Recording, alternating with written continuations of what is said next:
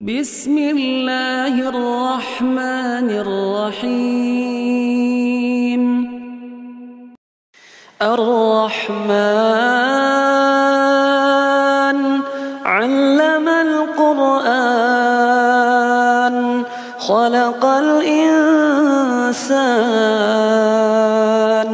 علمه البيان.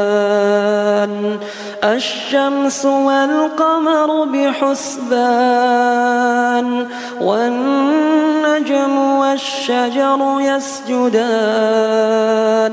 والسماء رفعها ووضع الميزان ألا تطغوا في الميزان وأقيموا الوزن بالقسط ولا تخسروا الميزان. والأرض وضعها للأنام فيها فاكهة والنخل ذات الأكمام والحب ذو العصف والريحان. فبأي آلاء ربكما تكذبان؟ خلق الإنسان من صلصال كالفخار وخلق الجان من مارج من نار. فبأي آلاء ربكما تكذبان؟ رب المشرقين ورب المغربين. فبأي آلاء ربكما تكذبان؟ مرج البحرين يلتقيان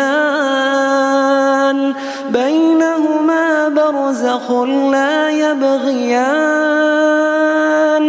فبأي آلاء ربكما تكذبان؟ يخرج منهما اللؤلؤ والمرجان. فبأي آلاء ربكما تكذبان؟ وله الجوار المنشآت في البحر كالأعلام.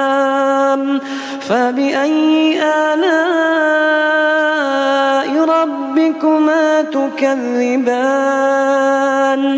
كل من عليها فان ويبقى وجه ربك ذو الجلال والإكرام.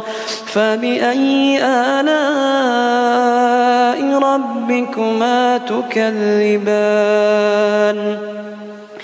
يسأله من في السماوات والأرض كل يوم هو في شأن. فبأي آلاء ربكما تكذبان؟ سنفرغ لكم أيها الثقلان. فبأي آلاء ربكما تكذبان؟ يا معشر الجن والإنس إن استطعتم أن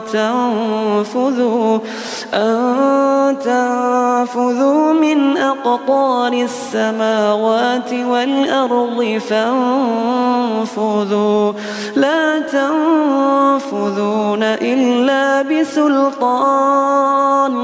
فبأي آلاء ربكما تكذبان؟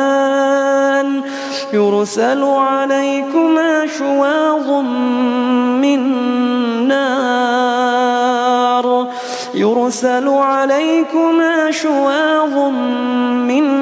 نار ونحاس فلا تنتصران فبأي آلاء ربكما تكذبان فإذا انشقت السماء فكانت وردة كالدهان فبأي آلاء ربكما تكذبان فيومئذ لا يسأل عن ذنبه إنس ولا جان فبأي آلاء ربكما تكذبان يعرف المجرمون بسيماهم فيؤخذ بالنواصي والأقدام فبأي آلاء ربكما تكذبان هذه جهنم التي يكذب بها المجرمون يطوفون بينها وبين حميم آن فبأي آلاء ربكما تكذبان ولمن خاف مقام ربه جنتان فبأي آلاء ربكما تكذبان ذواتا أفنان فبأي آلاء ربكما تكذبان فيهما عينان تجريان فبأي آلاء ربكما تكذبان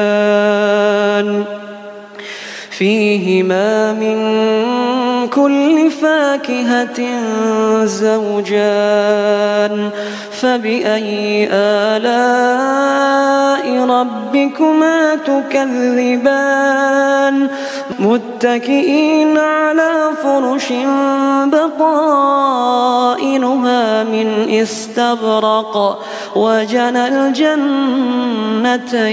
دان فبأي آلاء ربكما تكذبان فيهن قاصرات الطرف لم يطمثهن إنس قبلهم ولا جان